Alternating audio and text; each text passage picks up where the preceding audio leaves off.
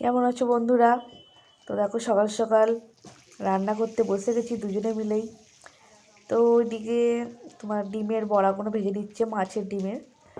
আর আমি এদিকে তরকারি ডাল এগুলো সব করে নিচ্ছি। তো ডালটা তোমার লাস্টে দেখাবো।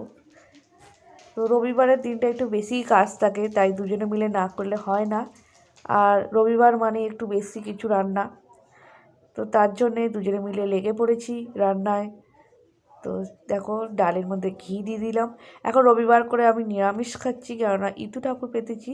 ইতু পুজো করে আমি রবিবার করে নিরামিষ খাই। আর তোমাদের দাদাভাইদের এদের জন্য মাছ।